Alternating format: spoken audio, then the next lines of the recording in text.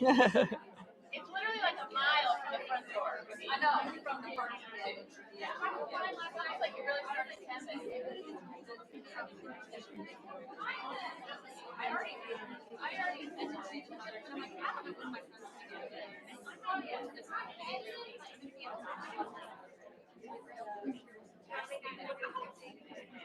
I said, I would just do that.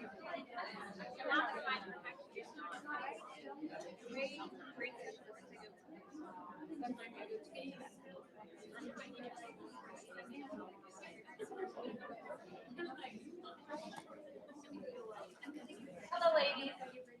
Thank you so much for coming. My name is Becky Sherwood, and I am part of the PC Tag Committee. And I have the honor and thrill to introduce Dr. Sarah Feuerbacher today. What a gift we have been given by PC Tag and its members. So thank you guys so much for bringing her in. Sarah first spoke to our parents 2 years ago, and as I sat in the audience taking my notes and listening diligently, I got texts from people I knew in the audience saying I moved to tears by the information she was sharing, the insight. It became like almost overwhelming. So I knew at that point we would have to have her back again. We've included a lot of information about Sarah on our emails, so I encourage you to read that because she does have come highly experienced and has been recognized and honored several times, and so it's worth giving that a read, but I'm not going to go through that today. Today I would like to share what I personally observed about Sarah. Sarah is kind, and she is wise and really hardworking. She seeks to understand and know you, and she cares. She relates information clearly in a usable fashion. Sarah also has young teens and maybe preteens of her own, and she coaches their sports. So she really gets kids and she really understands people. A few of us at PC Tag had an idea to hear about freedom found when we are vulnerable about our struggles. When I brought this long-winded, unorganized idea to Dr. Feuerbacher, she immediately understood what I was trying to get at, and she graciously said yes. Y'all, she custom wrote this presentation for us today based on our requests. Like, super awesome. So enjoy the presentation today. Don't worry about taking perfect notes because she has graciously allowed us to record it, and Claudia will send that out. And you please join me in welcoming Dr. Sarah Feuerbacher.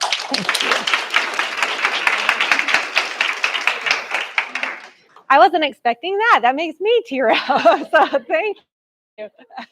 Thank you so much. I know you did.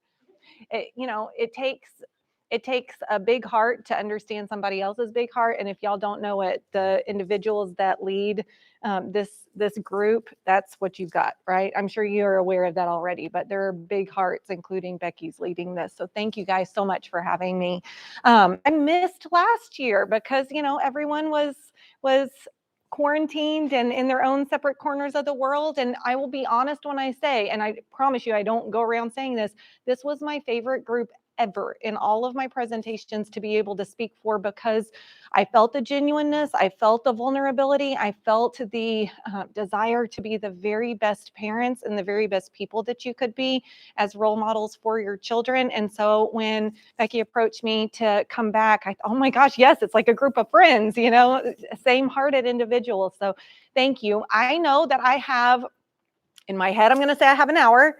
In reality, I have an hour and 15 minutes, and I could speak for hours upon hours, if not days, about this topic because I live it every single day.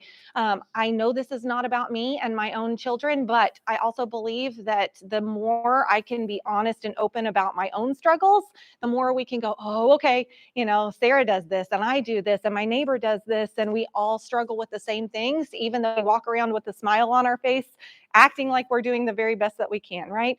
So you will hear quite a bit about my boys, and in particular, you're going to hear a whole lot about Mikey, because Mikey is the one that is an amazing little boy, but he also brings a whole lot of stress in my home. So I love him with all of my heart, but you're going to hear some personal stories from me as well. I hope that's okay with you guys. This next slide right here, if some people care about this, and so I'll put it in here, but this is where my gifted and talented experience comes from. That's what the GT, I know y'all do tag, that's what the GT stands for. But I went into the world of giftedness not necessarily wanting to go into the world of giftedness. I worked with at-risk youth for years, and I thought that's what I wanted to do for the rest of my life. And when I started my doctorate work, and I was interviewing to begin the doctorate program, to get into the doctorate program. Little did I know that the chair of the program had just lost her research assistant, and she was in charge of gifted and talented work. Had no idea. And when Dr. Johnson said, Sarah, would you be willing to do research assistant work if it meant you getting into the program? I'm like, yes, please just accept me. And so anyway, that's the way it was introduced to me. Little did I know that this population, oh my goodness, are they at risk? Oh my goodness, are they at risk? They are at risk when we also think that they've got it all made, right? We think that they are the smartest. We think that they are going to be able to solve their problems, and they have very little problems to begin with. Oh my goodness, no. Y'all are in this room because you know that your children struggle, and you struggle as parents trying your best to manage their struggle, right? So my goodness, did I learn a whole lot. This is in a nutshell, the work that I have done in the gifted and talented population. And I will tell you, I live up in Prosper. And someone the other day asked me, you live in Oklahoma, right? And I said, no, in Prosper. And they said, but yeah, that's like right on the edge. No. And it was last weekend. We were playing a Highland Park team over in Mansfield in baseball, and it was a Highland Park person. So, so all of that being said, I will tell you that at least in my area, I probably get, I would say I have to turn away a lot of requests for counseling, unfortunately, every day, because our area is growing and there are so few people that are equipped to be able to serve in this capacity. And I would say every single day I turn away probably half a dozen, and at least 2 to 3 out of the half dozen that I have to send elsewhere are gifted and talented, if that tells you anything about statistics. So let's get into it. How many of your kiddos are elementary age that you're here for? How many are middle school? How many are high school? Okay, so we've got the gamut. That's great. So I want you to look at this. All of my slides won't be just like this. Y'all don't have to take frantic notes. Like Becky said, you're going to be able to receive these notes, and you're certainly I'm happy to give you these slides as well. But really what I want y'all to see is that main question up there. Am I successful or am I worthless? And this is a 7-year-old asking this question. Do they know that they're asking this question? No, right? But in every little thing that they do, in every assignment that they turn in, it is weighting, what did I get on that upper part of my paper, right? Is it a smiley face? Is it a gold star? Is it an 87 versus a 97? They care. And an 87 means what to a GT student? I failed, and it creates this, right? Worthless. And it's just as simple as that. And then let's look here. I do want to say down here, if children find that they're incapable of meeting their parents, coaches, teachers' expectations, they develop feelings of inferiority. And I'm going to show you how this progresses and still sits with us as adults. And then this one, ages 12 to 19 years old. Look at this question right here. Who am I and where am I going? Now let me go backwards. If this preteen answered their question across that stage of their life as, yes, I'm successful, what do you think their answer to this is going to be? Who am I and where am I going? I'm going somewhere, right? I am somebody, right? If the little one in this age feels like, well, I was doing pretty good, but my gosh, 4th grade is hard. I used to think that I was the best in math, but I got a whole lot of 87s. I always thought that I wanted to do sports analysis and statistics, but now I don't know. Maybe junior college at the beginning. Nothing wrong with junior college, but do you see how all of a sudden it shifts and they don't know who they are? Does that make sense? So what we're talking about is how self-esteem is built. This is exactly the process of how self-esteem is built. And that's a word that we throw out there all the time. I think my child has a really good high self-esteem, self-worth, self-concept, but here is what it looks like and how it is built. It is a learned attitude. It is not innate. It doesn't start with us, and it doesn't stay stable across our lifetime. Just think about your own life. There have been periods of your life where you have felt drastically different about yourself than you do at other points, right? It's a roller coaster. What is important, though, is who we have as models. Does that make sense? This is really big in the work that I'm doing right now, and I'm constantly learning and growing, and so I get on kicks with certain things. But my biggest kick right now is the difference between happiness and joy. Happiness are the peaks in life that we all experience when we get to eat birthday cake on a random afternoon or whatever that we weren't expecting. That's a happy high. And then when something happens to a loved one, that's going to be a sadness that we all will feel. But joy cannot be taken from me. Everyone and their dog in my life could die, and I would be so sad, but no one can take my joy. Does that make sense? And going back to this right here, if our children have role models that are able to help them distinguish things like that, then that is going to be able to be passed on to them. If our kids have role models that are teaching we ride the waves of what's happening to us, then they're going to do the same. Does that make sense? And the really great news is as we fail as parents, because it's just inevitable, every single day I fail as a parent, I get the opportunity the very next second to regain and do something successful. It's all about broken and then regaining. Because, oh my gosh, if I didn't get to regain, I don't know what I do. Do y'all ever feel that way? Thank goodness for a new morning, right? Every single day. I put this up here on purpose, and I'll tell you, oh my goodness, I told you I was going to talk about Mikey. I look at this, and I can say yes, yes, yes to some of these, but the thing that really hit me, at least for my own child, is looking here on the behavioral side of things. So I want to read some of these to y'all. Spontaneity, boundless enthusiasm, intensity focused on passions, resisting changing activities when they're laser focused, right? Highly energetic, needs little sleep or downtime. Ma, watch this. Ma, play with me here. What can I do? I'm bored. Do y'all have one in your house like that? Aren't they fun?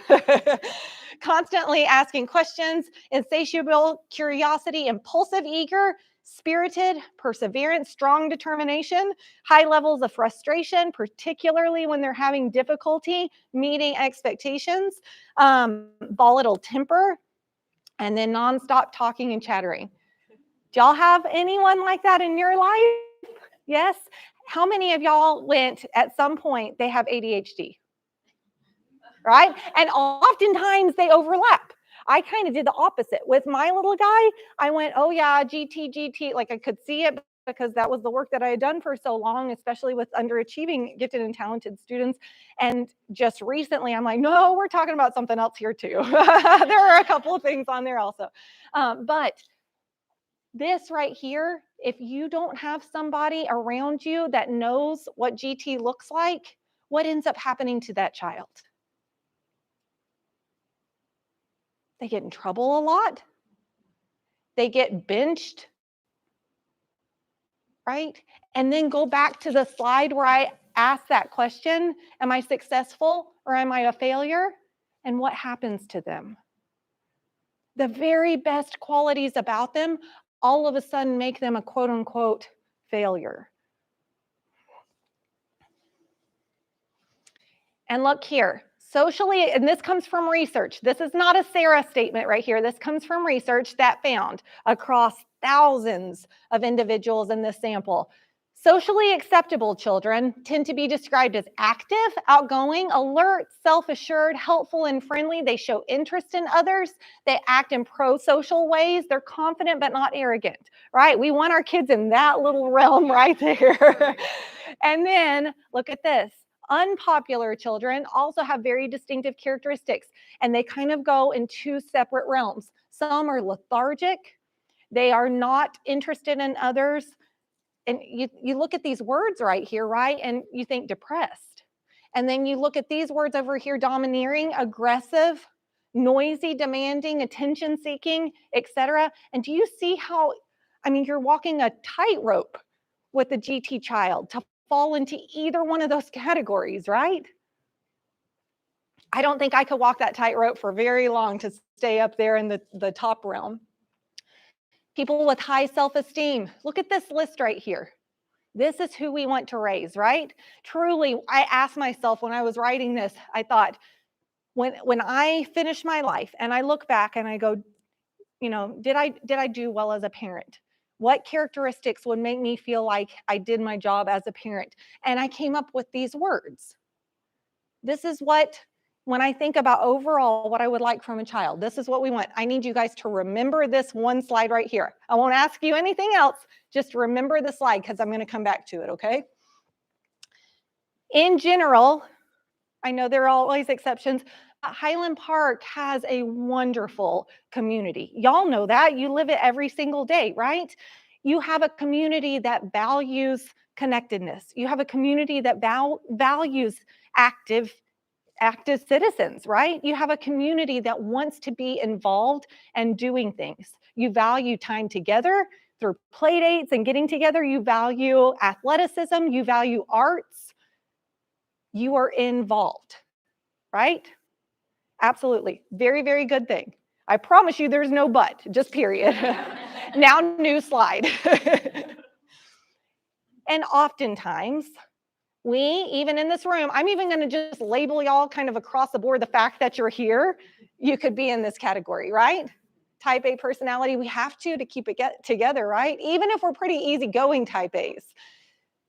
But look at this. Type A personalities, they actually experience way more stress, have more health problems because they do more in much little time. Does that make sense? Type B, no offense, but they relax more, right? When I have a list of things, and I wish I could be like him, he's amazing. But when I have a list of things on my list of things to do, in my husband's head, he's allocating 2 weeks for it, and it was what I was going to do this afternoon, right? And I wish, when I look at the two of us and our stress levels, I want to be on his side of things, right? And I want you to think about this one too. The role of the hero child, that type A, right? They are the overachiever. And I may be talking to a whole lot of hero children in this room right here. They earn high grades, very involved in extracurricular activities, seek approval.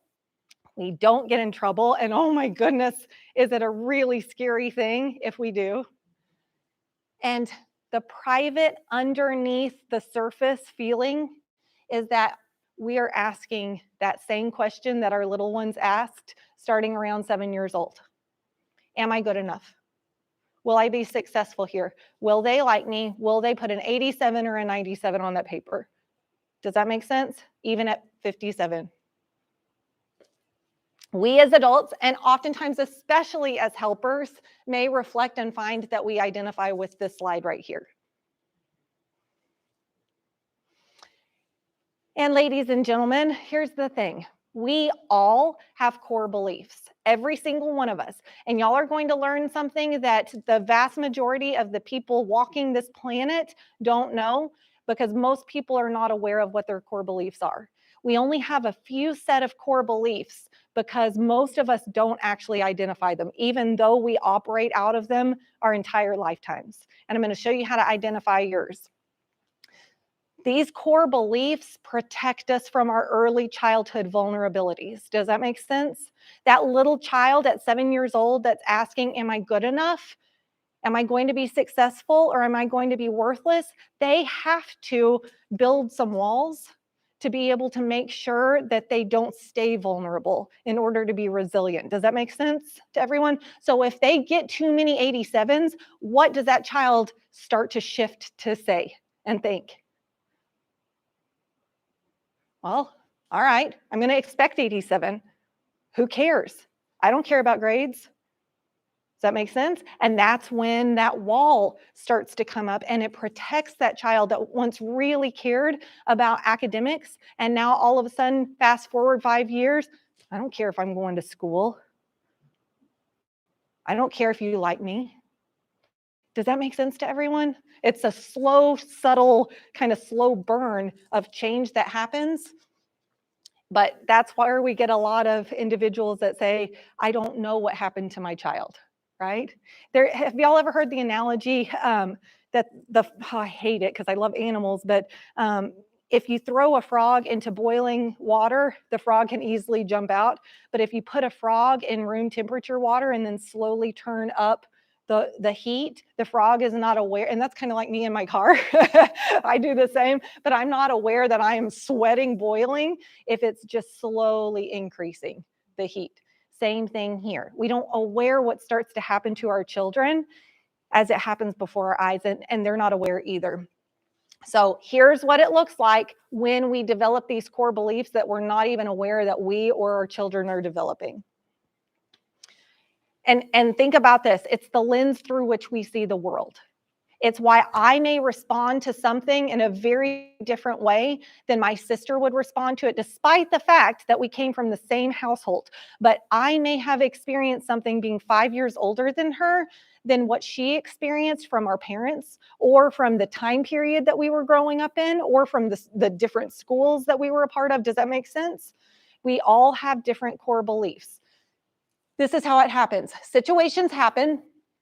We create these underlying beliefs that we are not aware of, and then they start to make us have these automatic thoughts and assumptions. And before we even experience a situation, we start assuming things based upon what we've experienced previously. Does that make sense?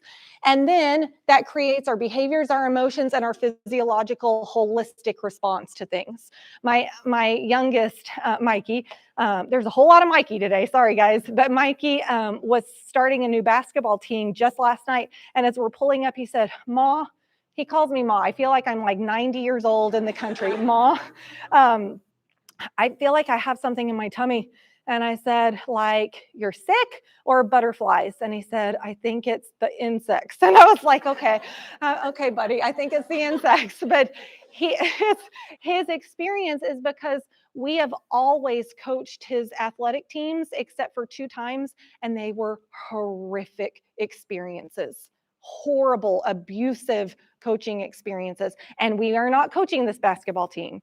And so bless his little heart, he already was anticipating, as we pulled up to that gym, the experiences that he had previously. Does that make sense over here? All right. Now let's move with something very specific. The situation is poor grades, didn't make a team, etc. Fill in the blank. And somebody who created this vulnerability from having that happen and being traumatized by it doesn't realize that they're thinking, "I'm unlovable and I'm worthless." They have no idea that that is their thought process. But what they automatically think is, "I'm not wanted here," right? And then look what happens. Withdrawal, they don't sign up for that team next year. They don't want to play baseball, basketball, whatever. They feel depressed. They get poor sleep. And look down here. They start to create this new self-talk. If I let people know who I really am, they'll find out how worthless I am. So if I build up the walls, and if I'm perfect and always liked and do things the way that people really want me to, then I will always be accepted. I will be of worth. And I can't tell you the number of adults that I see every single day on the hour that have this core belief right here, and they are doers. Those type A's a few slides ago, we are doers. But underneath that doing is, if I don't do, the world is going to fall apart in my life, right? Will my husband find that I'm valuable? What can I offer to my children if I don't do these things for them? Did any of y'all see that movie Bad Moms? Oh gosh. It's crazy, I'll tell you that. But and I really don't remember anything about it except for one thing, and of course it's because it hit home for me. But there is a scene where Kristen Bell, right at the beginning, is bonding with this new group of moms, and she said, "Y'all know when you have the daydream where you get run over by a truck and you have to go to the hospital and you have to lay in the hospital," right? Like it hit home for you. Yes. Yes, you have to lay in the hospital bed for 3 days and do nothing but eat Jell-O. Y'all love that idea too, don't you? But yes, right. So and I'm sitting there in my seat in the movie theater going, "Yes." And I look around and everyone's like, but doesn't it tell you something, right? Yeah, you were sitting beside me nodding your head like, "Yes." But that's a doer, right? And that's why other people around me were like, "That's horrific," because they don't have that same core belief. They've got a different core belief. Theirs is just as messed up as mine is, but everyone's got a core belief. And here's the thing, you guys, core beliefs are double-edged swords. They keep us resilient. That's why most of us don't know what ours are across our entire lifetime, because they function, they work well for us. Does that make sense? Until they don't. And that's usually when somebody steps into my office because they realized it's hit the until they don't point. I'm hurting myself or I'm hurting somebody else, and I don't really know why. And then we start to unpeel that onion. We have the ability to do that with our kids now. How cool is that? We can help them identify what their core beliefs are now. So 20 years from now, they're not trying to figure out what happened. And we have the ability to help them either change it if it's appropriate to change, or to look at it and say, I'm going to use it in certain places in my life because mine has helped me achieve things. And at the same time, it's also hurt me. Does that make sense? So I'm going to use it where it's appropriate, and then I'm going to pull back and also know how to slow down and rest. Here's what it creates, though, if we can't do that. We expect perfection based upon that core belief previously. Perfection can't be achieved. We've already failed right there. Does that make sense? Like before we even started, we failed. And then we create that negative self-talk. I've already failed. The negative self-talk becomes, what's the point? It's not good enough. And then we create anxiety, and then we procrastinate, and then guess what? This is what I studied in my dissertation. Underachieving, gifted, and talented students. Right there. So 2 years ago, if any of y'all happened to see that presentation that I did, I interviewed across our district gifted and talented students and got their responses to certain questions that I had, certain questions that I had heard that your group had, certain questions that other gifted and talented educators wanted me to ask. And these were some of the responses that I came up with. Again, you may have seen these before because I presented solely on this a couple of years ago, but I want to put these out there to you in this presentation so you can see examples of it, okay? This one, GT individuals are usually fast, advanced, and sometimes obsessed learners in certain areas. I like working with a partner so we can help each other. I'm usually competitive in the regular classroom, which distracts me thinking about winning and getting it faster or better than others. And GT and partners just lets me focus on learning together. I often tend to get fixated on one topic and pour myself into knowing and understanding all parts of it, laser focused with blinders on. I think that it's easy to put pressure on oneself when classified as a gifted and talented child, because we assume this means that we have to perform better than others. I also set expectations on myself on top of others' expectations. Sometimes it's a little overwhelming. If I'm not meeting an expectation, I can guarantee that I'm going to be harder on myself than you would be. And do you see the reason why I'm bringing this up? These are the individuals that we see already have created those core beliefs that we're talking about. Being in a separate category from my peers created this added pressure of having to prove myself to be something special. Gifted and talented kids are supposed to be the smartest and the most capable ones in the room. And when I'm not able to meet those standards, I feel like I'm invalid, unworthy, and a failure. Literally the words right off of that core belief slide. I often have trouble with not meeting expectations, whether they be expectations set by myself or by someone else. I often catch myself beating myself up over something that turns out to not really be a big deal. If I don't meet a standard, whether it be in academics, in relationships, or in my sport, I dwell on it until I can fix it or until I can recognize that it's not healthy. Perfectionism to an unhealthy point, typically a subjective thing that will never be good enough for my standards. Example, not being happy with an A because it wasn't 100. So this is what it creates, you guys. How can I solve it? My little one, Mikey, as I dropped him off this morning, he said, "Ma, I'm nervous." And I'm like, "Why, buddy? Usually Fridays are easy. You've got a sub." He said, "Because I had GT yesterday and everyone had an hour and a half to work on the assignments and I didn't get mine done because I was in GT. And so now I'm an hour and a half behind and I can't get it all done today." Right? So here's my title, Rush Child Syndrome. We try to pack in way too much, but look what it does. It creates anxiety and depression in our children. Research-based, not just, oh, maybe it could. Research-based, that's what it creates. There's an increase in high school students cheating and lacking joy in their learning due to the pressures that they face. Solely about this. The smartest of the smart cheating. because they just can't get it all in. The Race to Nowhere, it's a documentary that was in response to a concerned individual seeing her 12-year-old daughter suffer panic attacks and stress-induced illness in the face of nonstop academic pressure. Mm-hmm. And here's what it does to us holistically. It changes our bodies also. And I'm going to show you what happens inside of the brain, but you can see here that it changes our brain activity, it changes our emotional responses to things, it changes our body. I want to show you this. Creates high blood pressure. I mean, all the things that we struggle with as adults and our kids are struggling with, because it didn't used to be this way. When you know, whatever your beliefs are, but when God created our brains and our bodies, it was not with social media. It was not with type A personalities and racing to get things in. It's way more like Survivor. You know, on the show Survivor, they capture these 30-minute little increments across multiple days and stuff it into a 45-minute show. But if you read any kind of interviews from the contestants on Survivor, they say the vast majority of the day, minus those 30 minutes, we laid around and threw coconuts at each other because we had nothing to do. That's the way we were created to live. Does that make sense? Our bodies and our minds, they were not created like what we actually live right now.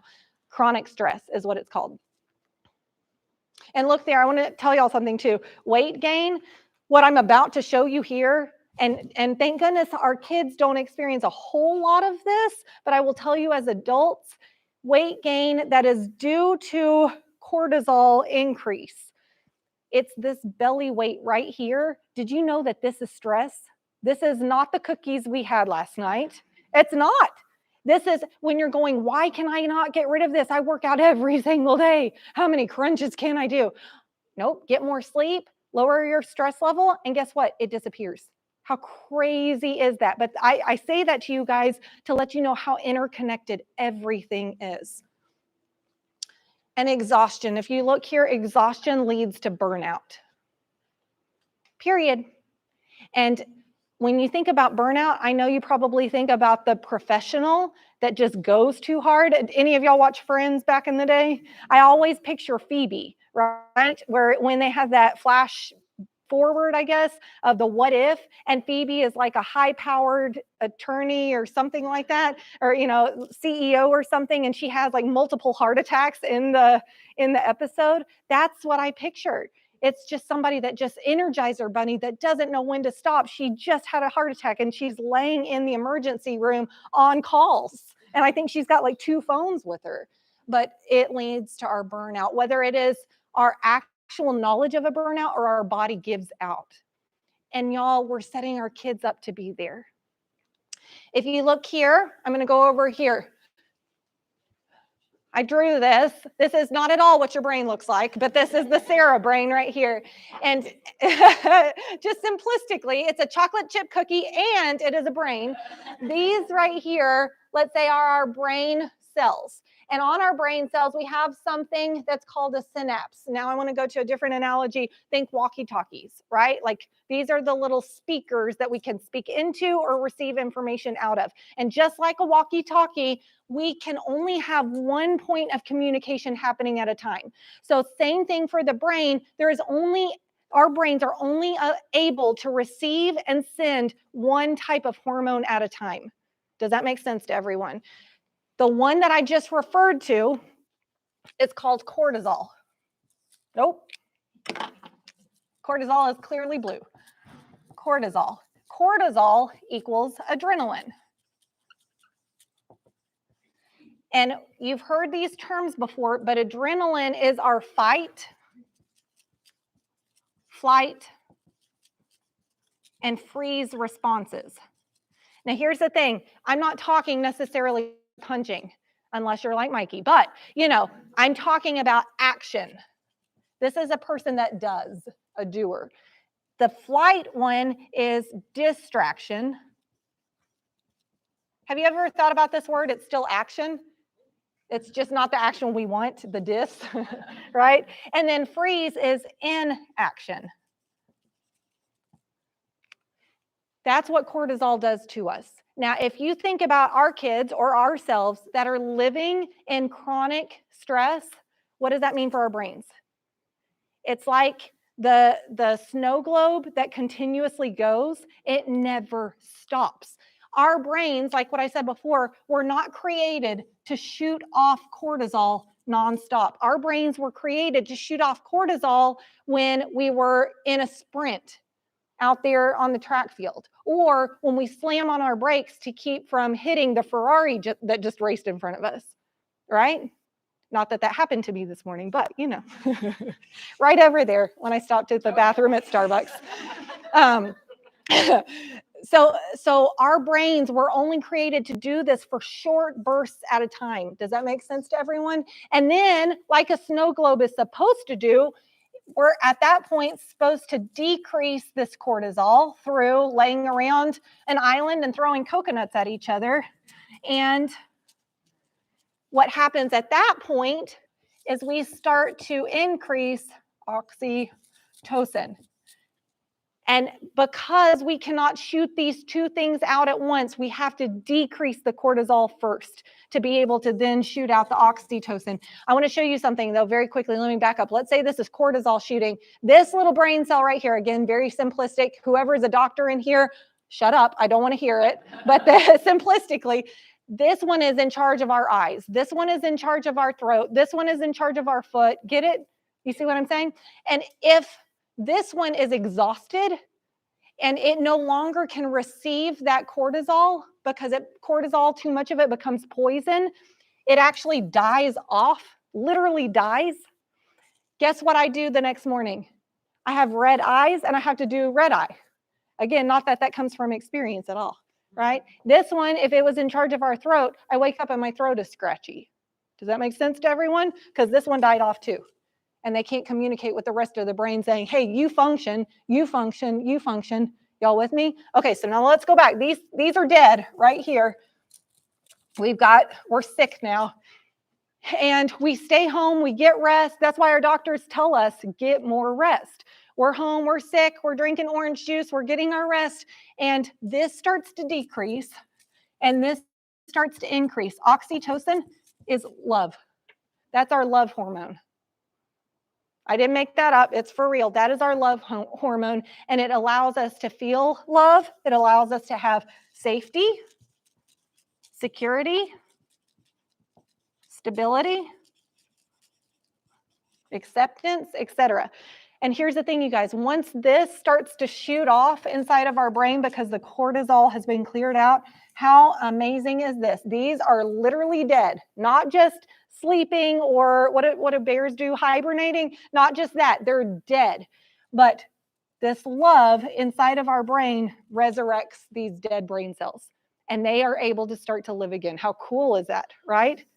So when you hear somebody use that term, they're not firing on all cylinders, literally, they are not firing on all cylinders. And so that's a very long way to say these next several slides here. Short bursts are okay, we need that. But if we have that cortisol pumping all the time, it literally becomes poison. It's toxic for our brains. This love hormone, research studies were done, very, very sad research studies, but they were done on neglected children, and neglected children actually showed no oxytocin when they interacted with their parents. Isn't that sad?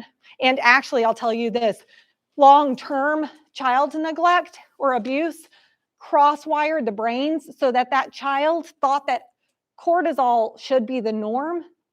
And they found long-term studies to prove that they were the individuals that would be in abusive or toxic relationships because they thought that's what love looked like. And then children with low oxytocin, aka higher cortisol, tended to be anxious. And that's why we get sick when we are more stressed. That's literally why our doctor says, go and rest. It is not because rest somehow miraculously heals our body. It's because it heals our mind. So here's the thing, you guys. If our child is overstressed, overscheduled, they're tired all the time, they're irritable, they're bored without that constant cortisol pumping, It's the Mikey, what can I do? What can I do? What can I do? Oh, you can stop, right? But does this sound like the child that had that high self-esteem several slides ago? No, right? This is the low self-esteem child. And here's the thing, we set this up for them, didn't we? Because they were gifted and talented, we wanted them to be able to use all of their talents, to explore what their brains could do, to be very involved in anything that they wanted. Do you see that? The very thing that made them so amazing is also the thing that's creating this. So the problem and how we reverse the curse is that stress that leads to anxiety, that leads to exhaustion, that leads to burnout, that leads to depression, that leads to failing, and then self-harm or risky behaviors. The cortisol response, just like I showed y'all, we can change this, you guys. We can help our kids and ourselves start to pump that oxytocin. And I didn't say this out loud, but I want to say it right now. We may love our children, but if our brain is shooting cortisol, we cannot truly feel love for our children, nor can they for us. Does that make sense? Have y'all ever come back from, let's not say Disney World, but from a beach vacation maybe? And you're like, oh my gosh, that was amazing. I feel so close to you, to my partner, to my children, whoever it is, right? I feel so much closer to y'all. We need to do this more often. We have a free weekend. Oh, this was a great weekend. We should do this more often. Guess what, guys? It's because the cortisol decreased and we actually felt love for our family. Isn't that crazy that we're not actually feeling love for our family the vast majority of the time? Have y'all ever thought about that? Right? And here's the thing. We can reverse this. I just showed you how. Simple as that. And the solution is us. We have to make an effort and show that we are interested in this for our children. This is literally, I remember asking this question, and it was several years ago, but I've more recently asked this, and it still holds true. I'd always ask the children that were struggling, that had either harmed themselves or were thinking about harming themselves or somebody else, if they could name an adult that they felt like they could go and talk to, that they trusted, and some could and some could not. If that was your child, and they answered, I don't really have anyone to talk to, that's why I'm paying you. I'm still important, right, in their life. I'm not knocking my profession at all. And at the same time, how sad is that, right?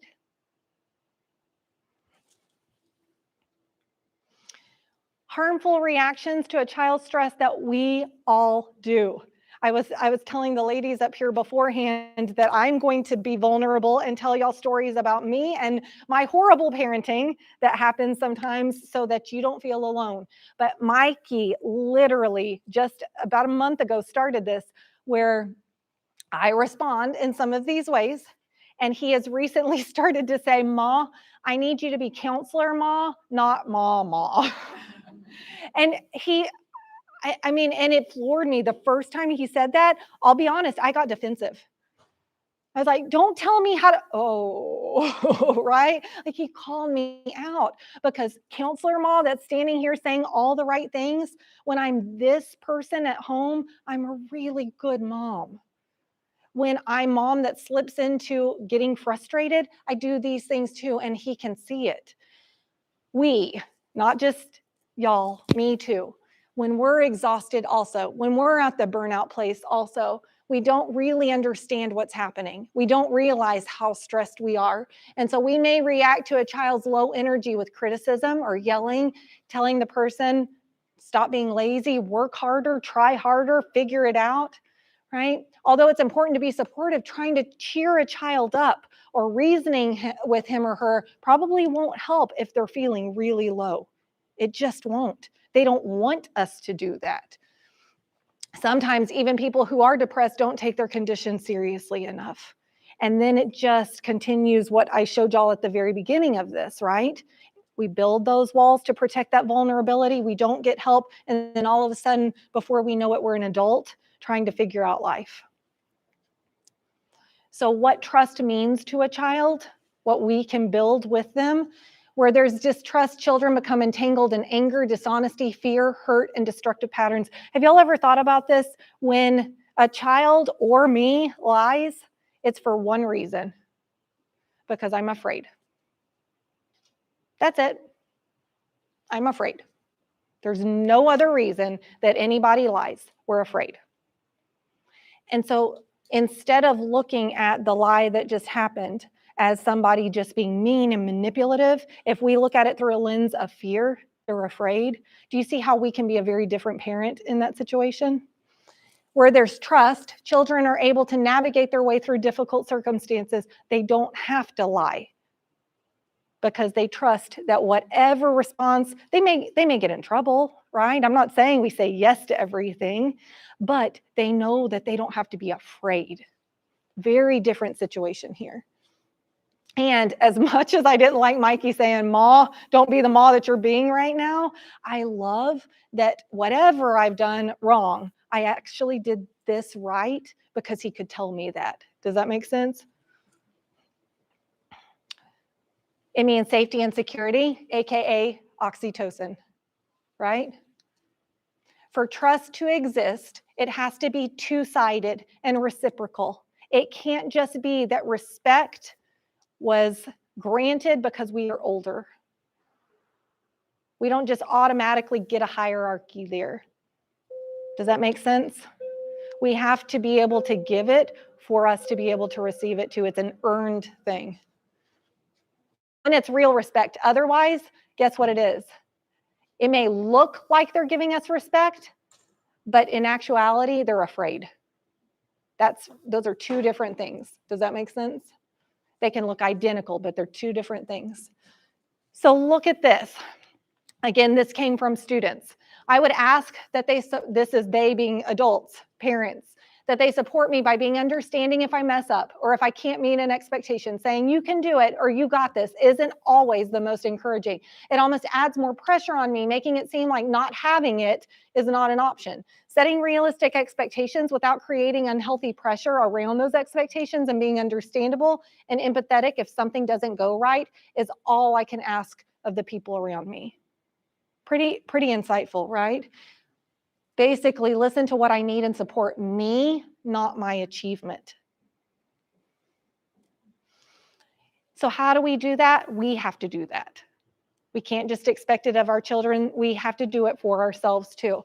We model it. We have to be a positive role model when we look at how we make meaning out of our lives. Is that out of what we achieve, what we attain? Or is that out of how we handle when we mess up? Is that the greatest gift we could give to a child? Is how do we handle when we mess up? Making choices about our behaviors and values that we want to repeat and pass on to our children. This slide right here always hits home for me. Well, I always am a really good person after I present. I got a 24-hour burn period. Just, yes, this is the best Sarah I could be. Most of us have really unrealistic visions of being a perfect model for our children. There are no perfect parents, just like there's no perfection that our children are trying to achieve. Successes and mistakes are a part of being a parent. And I'm going to show you how, if we model that, how it can play out for our kids too. Our parents may often model positive attributes and values that our kids never get to see.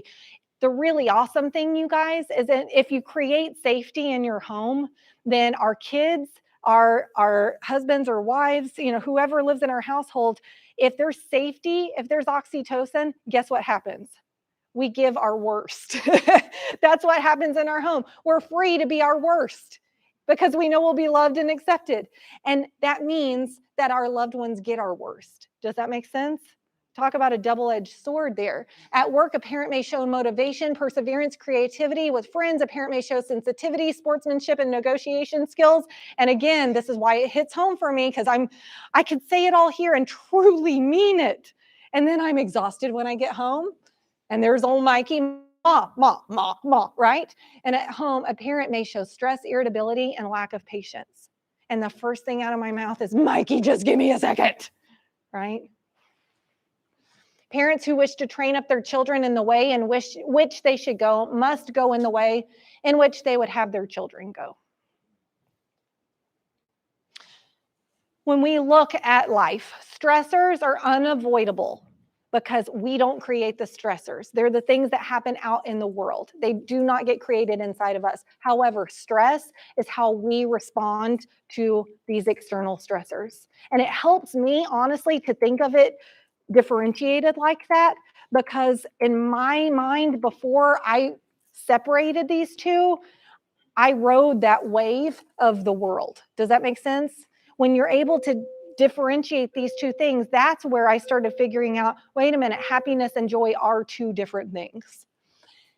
Distress, this is how we respond in a negative lens with those core beliefs that create the distress, the negative side of that double-edged sword. Eustress is the good kind of stress that fills us with the excitement. It's the same thing like when a boss says to us, I've got an opportunity for you.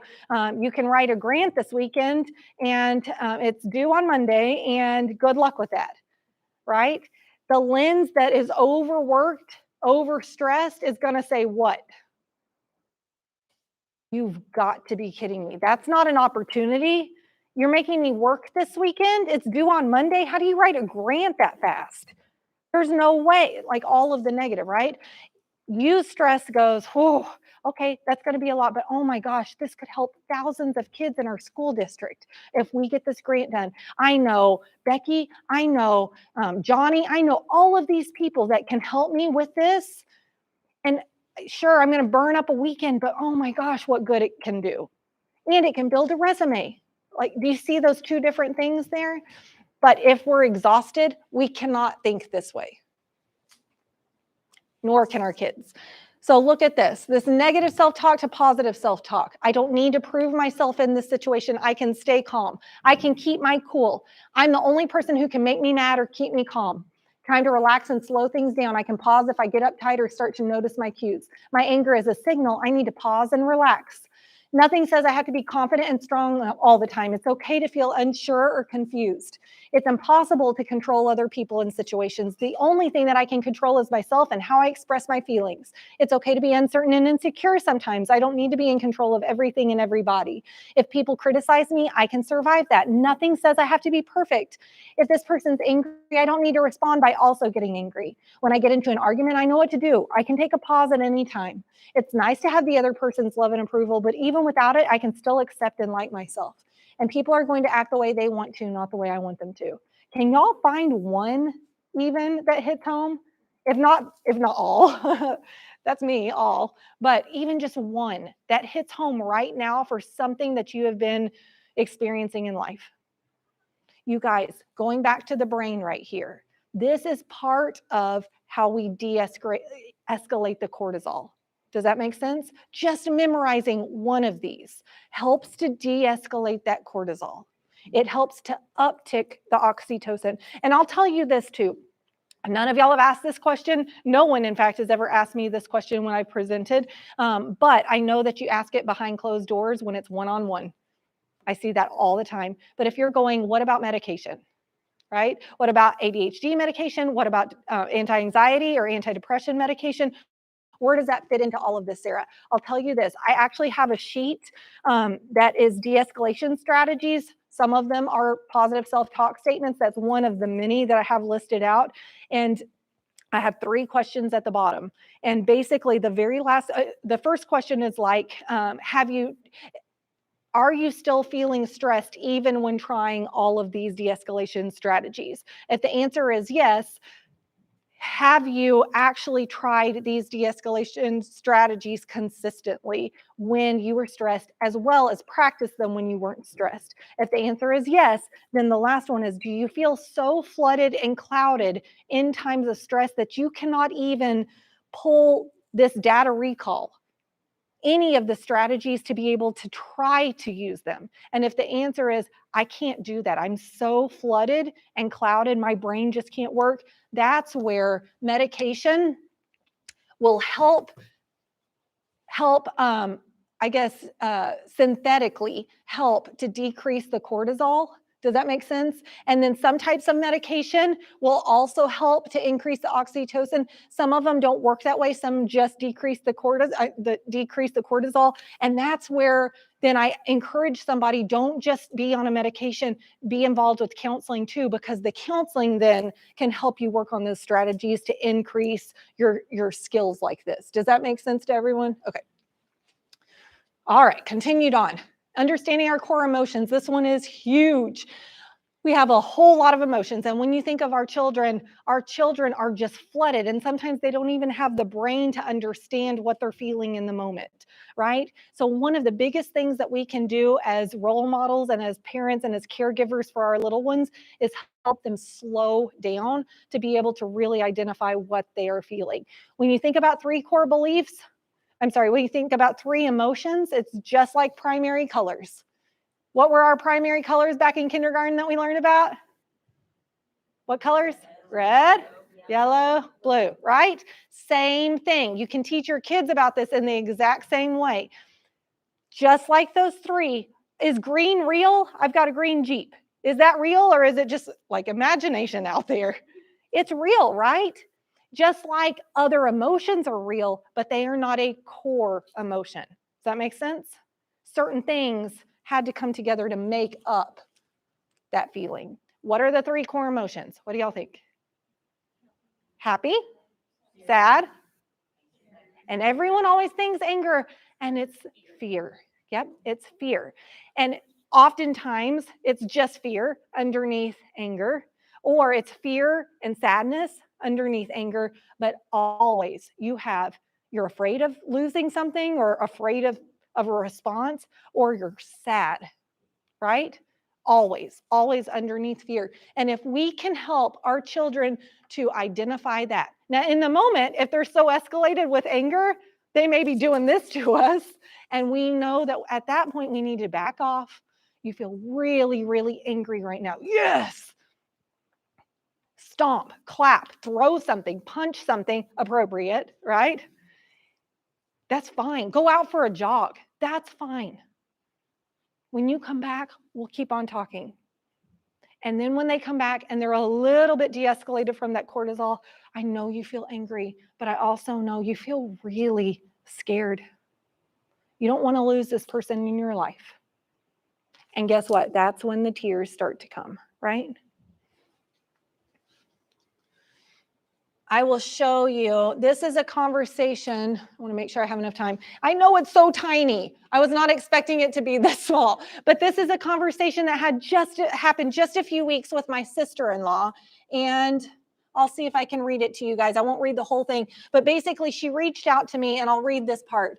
My nephew, she said that he's so competitive, emotional dysregulation, poor tolerance for when his teammates mess up, probably the best on the team. He's got a huge ego, combination of anger management, narcissism, makes me scared. I'm not talking about any of your kids, am I? Right? Like, not mine either. Let's see. Let me see. She was basically asking, do I have any resources? She said, the hardest part is managing him in public. I hate being that mom who wants to tell the coach that he needs to be benched or run laps versus telling this old school country boy coach to focus on positive reinforcement when he's simply doing what normal people do by not flying off the handle. Let's see. He's in his room now because he completely lost his shit. Sorry. Because Adelaide, who's the older daughter, ate the last banana.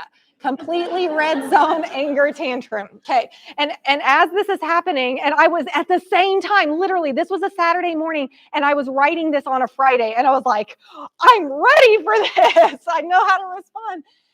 So anyway, I talked about, he was not tested as gifted. So I said, I know he's been tested as ADHD, but what about giftedness? He honestly sounds more GT characteristics than anything. And then she said, his doctor said to me and her husband that he'll probably be smarter than both of you. His IQ was in the 140s. She said that, okay, let's see. I said, I think that we have more there than ADHD. It doesn't mean he doesn't have ADHD, but often it looks like ADHD when it's not stemming from actual chemical imbalance. That's the difference, you guys, okay? ADHD would be chemical imbalance. Same, remember that slide that I put up there at the very beginning, that fourth column of behavioral? Same types of responses, but one is chemically based, and one is about brains firing with all kinds of ideas because of gifted and talented. Okay. What else do I say here? It also means you'll feel bonkers and experience exactly what you are with teachers. He thinks and feels and reacts 10 times bigger than anyone else around him. So imagine him like the giant in a miniature village. He doesn't understand it, and he certainly hasn't figured out how to control it or navigate it, but he's starting to see it's different, and you are too. But it just means that he'll be able to reach things that others couldn't dream of reaching, as long as he still feels good enough about himself to stand up tall. And that's going to be your blessing and curse, to not care about others staring when you're teaching him to not bend down and blend in with the world, but to stand tall, feel what he feels, what he needs to feel at the same time as he learns to not hurt others or himself when he feels it, and then reach as high as he can in life. One day he'll know how to do it without accidentally stepping on someone. So here, enter Wyatt. I start talking to Wyatt at this point. And he said, my mom said, I may be gifted. And he said, are gifted people funny? That was his question. And I said, yes, Wyatt, they are. They're hilarious because their brains get connections that others don't, or don't get as quickly. Sometimes, though, if they're not feeling so great in some parts of their heart, the laughter helps that hurt feel better. So they start to focus a whole lot on getting laughter. That's good, but it also means they don't have as much time or energy or focus on all the other stuff that they're supposed to do, which means they may not do as well in certain things as they have the ability to do. Then they hurt even more, which means they try to make people laugh even more, and the cycle goes round and around. Have you ever felt like you may break something and feel really bad because you didn't mean to, but your funny helps heal things? And then, yes, with a grin, that was his response. And I said, and I wonder if sometimes you feel like this. And then I put up the pictures of the Hulk, and I don't know what that one is. What is that? Anger. Oh yeah, thank you, anger. And I continue on over there. And then afterwards you feel like this. And I put that one. And you want someone to do this. And if y'all can't see, it's Boo inside of Sully's big hug. And he said, I don't know to both of those.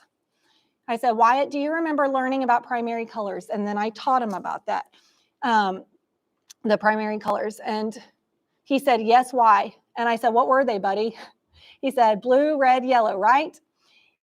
And I said, that's right. Does that mean my favorite color green isn't real? And he said, no, it's still real because blue and yellow make green. I said, well, I guess you're right, since somehow my car is green. So guess what? Feelings are exactly like that. All feelings are real, but there are only 3 core feelings that underneath are all those feelings. And he said, happy, sad, angry. And I said, let's see. Oh man, you're fast. And you guessed 2 of them, buddy. What do you think the other one is? And he said, what? And he said, shy and mad. And I said, you're close, buddy. Underneath shy too. I'll give you a hint. And then I put this Winnie the Pooh afraid picture. And he said, scared. And I said, scared it is, fear. And he said, yeah, I know it. And here's the thing, you guys. Let me go to this one. I said, when Hulk smashes something, he's feeling such big sadness about something he's disappointed in. And he's also scared that he may lose something or someone he loves, or he may not ever get what he wants, or he may fall. He's afraid, but he always comes out looking like anger. You're super smart. So I wonder if you can think about the last time you were angry and see if you can figure out what you were sad about and also what you were afraid of. He said, I was angry just now about the banana. I was sad because Adelaide got it and I didn't. What was I afraid of? And then immediately he said, I was afraid I wouldn't get it. And I said, that's right, buddy. Do you think there's also a chance that you were afraid no one would understand that it was a big deal to you? And he said, yes, we wanted the same thing. And that is a very long way, and I'll skip some of that to show you what it looks like. Do you see how that de-escalated him? He literally came, and she sent me a picture of him that I didn't include here, of him or a video of him furiously beating his mattress on his bed. And this de-escalated him. And now he thinks he's a superhero. He talked over here about, he said, but Bruce Banner acts like a regular person. And I said, that's right, buddy, he does. But he didn't always, because he didn't know how to control it. He had to work at it and learn about it, just like you are. And then he helped change the world, just like you have the power to do. That's what it can look like, you guys. Just a simple 15-minute conversation with our little bits that can help them start to learn a process differently. I statements. I feel scared when I'm not understood and I feel like I'm last, and I would like to instead feel significant and just as important as my older sister, which can be accomplished by me getting the banana or at least splitting it. Right? Teaching them, it's like a Mad Lib. They know how to Mad Lib. Teach them this, right? And this is really what we're talking about. It's called Hill's ABC model. We cannot avoid this. We just can't. Our kids can't. Wouldn't you love to keep your kids in a bubble and not expose them to that A? And it's just not possible. But what we can control is how we choose to define the situation through eustress as opposed to distress, through sadness or fear instead of anger. And then we can equip them with the resources and support systems, pulling up their personal strengths to be able to help them communicate what they need of others and for themselves. And that averts the crisis right there. Does that make sense? Okay. These are some of my very favorite slides, and I'm almost done, I promise you guys. Here's the thing, you guys. We grew up in a time where this is what we wanted. If we're type A, if we're type B, if we're type Z, everyone wants praise. We can't help it.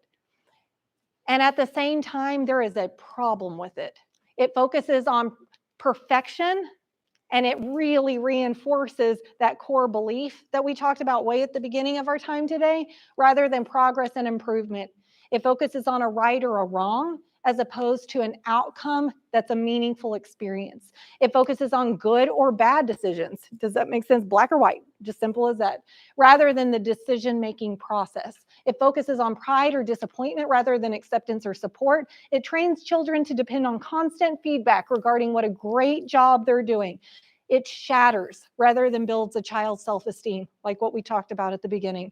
It helps children believe that what others think is way more important than what they think about their choices, actions, accomplishments, and mistakes in life. It jeopardizes the child's ability to develop their own internal compass to guide their decision-making process, and it actually fractures the relationship between us and them.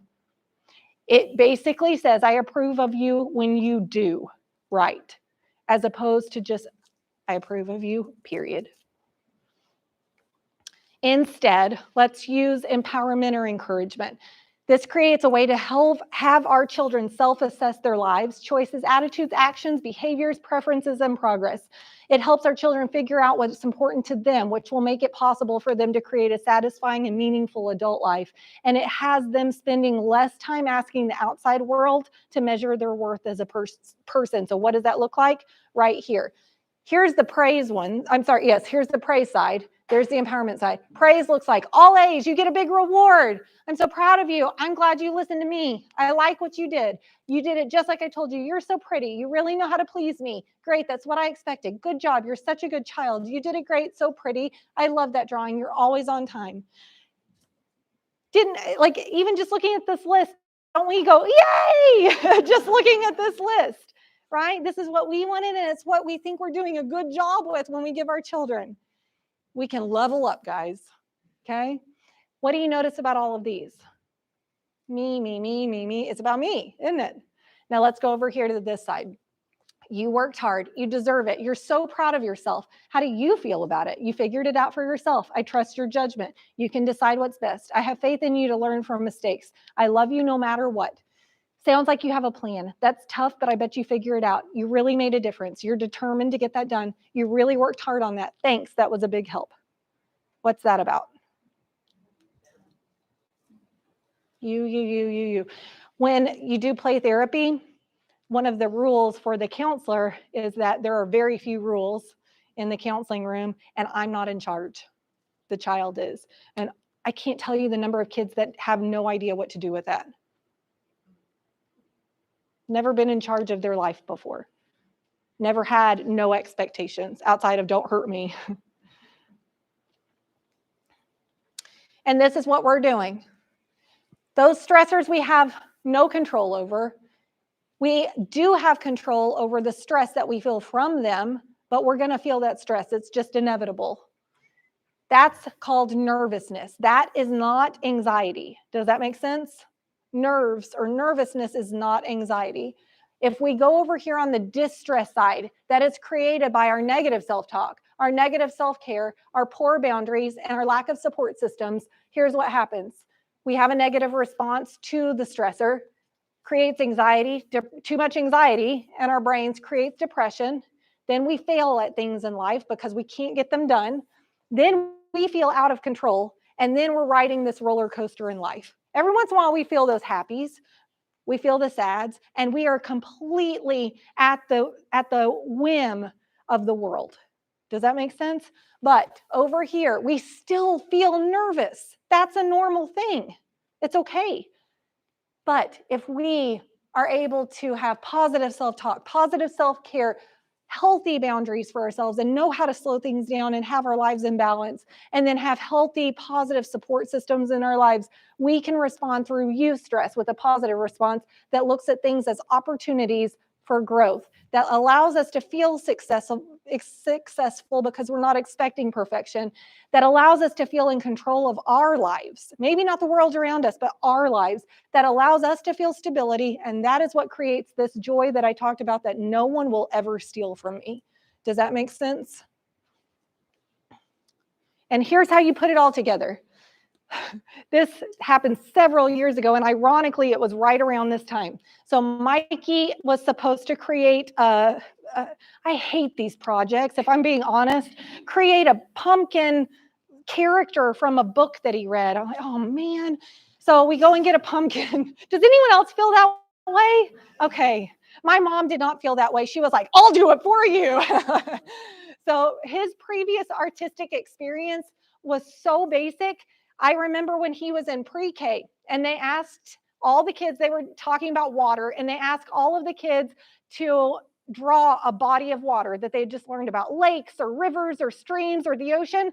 This is Mikey. Here's his piece of paper right here. This is Mikey. I kid you not. He hands it to me when he gets in the car. And I said, what is this? Why didn't you draw on it? He said, I did. And he points to that speck. And I said, what is that? And he said, it's a body of water. And I said, what is it? And he said, it's a drop from the hose. I kid you not. This is my GT child that finds the loopholes for things, you guys. So this is what I'm working with when we have to create this pumpkin. Immediately, we throw these. He read Arthur's Halloween, and Arthur dressed up like Superman. So we're going to make a cape and stick it on the pumpkin. Basic, right? Give him the scissors or pencil or something, and immediately he says, I messed up. I can't do this. Then he ripped the paper. And I'm like, we're 30 seconds in, guys. He's already ripping the paper. And then my response was, you feel sad that this wasn't perfect, and you feel scared because you can't get it perfect. And I kid you not, that's where the tears right there started to go. I said, Mikey, you're wonderful because you're you, not because you're perfect. I love you just because you're Mikey. And I know Mikey isn't perfect, and he doesn't need to be. Mikey's just right, just the way he is. That is an example of reinforcing those healthy core beliefs of being lovable and of worth, just period, not about the actual product, right? And then I said, it can't be perfect because none of us are, but it can be great because of you deciding to not give up and deciding to enjoy trying. And that's that changing the negative self-talk to positive self-talk. You're working so hard, you feel proud that you're figuring out how to make this. You know just what to do. And then that's the empowerment statement right there. And then at the end of the process, that's the point, at that point where he was having to hot glue something, and I came over because I thought, heat and this child don't go together. And then he kind of pushed me away, and this was his sentence: Ma, I got this. You don't need to help. And just through me being counselor, Ma, in that moment. It doesn't happen all the time, you guys, but in that moment, I really was counselor Ma, and this why it was successful. And here's that little guy when it happened. And he did the whole thing by himself. Now that was years ago, and last year, y'all, it makes me emotional even to this day. This was years ago. And last year he was videoing something, and I just happened to look and see what he was videoing, and it was this. He wasn't going to show me, but this was his poem, Hands. I like my hands. They're very helpful, but they make mistakes just like me. That let me play sports. They let me read and write and many more. This is why I like them. But you guys, this is the boy that only expects perfection, only expects to be the best. And the fact that he said, I mean, forever and ever, he could be valedictorian and it wouldn't mean so much to me as this sentence right here. They make mistakes just like me, and he likes it. Do you remember this slide? And then this slide right here. This is how we create stress handlers. A poor grade didn't make the team. Instead, if they feel lovable and of worth, here's their automatic thought. I have a place that just wasn't meant for me. And then they try something else, and then they're disappointed. That's okay. That's a normal human response, but they're not depressed, and they feel calm. Their new self-talk is mistakes and disappointment happen, but I'm strong and can survive them. I like myself and I am worth something, period, right? This is when it goes the right way. Expecting mistakes, knowing they're okay, doing our best can be achieved. Positive self-talk of I have control over doing my best. Maybe not anything else, but that. Positive self-talk, no matter what, I can still accept and like myself. That leads to security, that leads to productivity, and that leads to achieving. And isn't this right there that we probably don't give ourselves enough, much less model it for our children, for them to give themselves? Isn't this what we want of our children? I asked that question at the very beginning. I'll show you that. Of what do we want of our children? That's how we do it, you guys, right there. And then if you want the statistics, if you want the statistics, look what it does. 1-year-olds will cry less, worry less, disrupt play less with a stranger. Toddlers are better problem solvers and are more sensitive to peers' needs. They have fewer behavior problems at all ages across the board. They have greater initiative and self-control at all ages. They have higher cognitive development and a greater sense of mastery at all ages. They have higher competency and better math scores, specifically in females that statistically tend to be lower, and increased empathy, greater motivation, enhanced social development and self-esteem, less gender stereotype beliefs, stronger sexual identity and character. And again, isn't that who we want our children to be? Not the one that's involved in more. That's what we want, right? I'll tell y'all, going back to this slide right here, this one right here, you know, Mikey said he had the insects in his tummy yesterday starting this new basketball team. My favorite line of all, the whole night of watching that basketball practice was at the very beginning when the coach, and Mikey's a baseball player. We play basketball for fun. He's a very, very, very good baseball player. But this is a good basketball team that he's on. He definitely is having to learn some skills. He's like 2 foot nothing anyway, and everyone else is, towering over him. But he was doing something, with the ball dribbling, and that's what it was. The coach had said, okay, when you get down to half court, then dribble it between your legs and come back. Mikey's somehow his foot's up at his head. I don't know what he's doing, but it is not this, and the coach calls them all over to the line, and he said, spread your legs and put the ball through your legs just like that. And Mikey's first words were, I can't make it. And he said, that's it, Mikey. Make mistakes. Yes. Mikey, when I picked him up at the end, he said, I love this team and I love my coaches. not because they taught him a million things, but because they allowed him to make mistakes and feel good about it. How cool is that, right? You guys,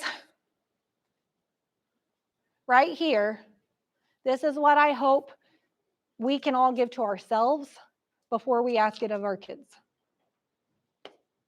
That's what I got for today.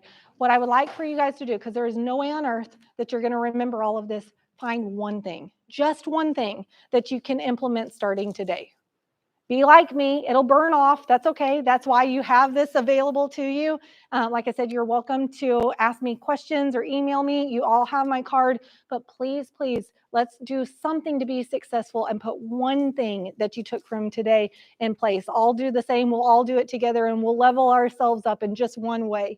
Thank you guys so very much for having me. We got out on time. And thank you. We've got a few minutes left. Did anyone have any questions?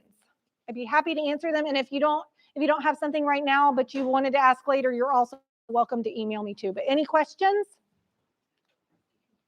Thank you, guys. Oh, yes, go ahead.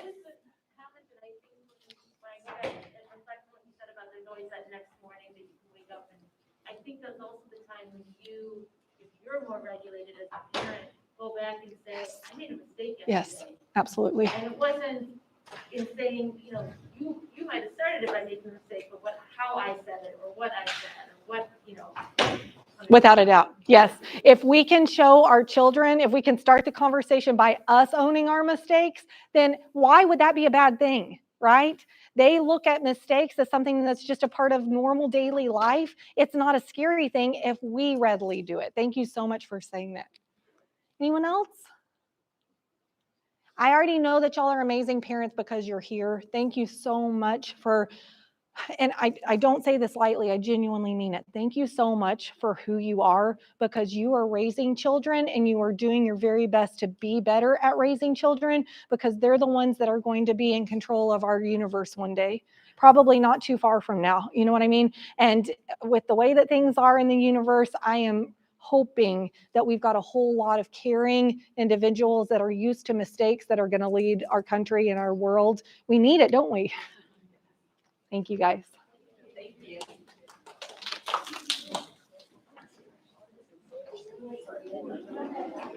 Thank you. She covered so much, she really wasn't a single. Thank you. I hope it's what y'all were looking for. Yes, I love the role modeling piece of it too. Yeah, we were clear about saying that in there. I wrote that down. Okay, that was mind-blowing to me. Yes. Yeah, I was going to say, I hated. Really hands-on examples. I love the role playing. I'm just going to steal your mic before people start asking me personal questions. Thank you. Thank you. Yep.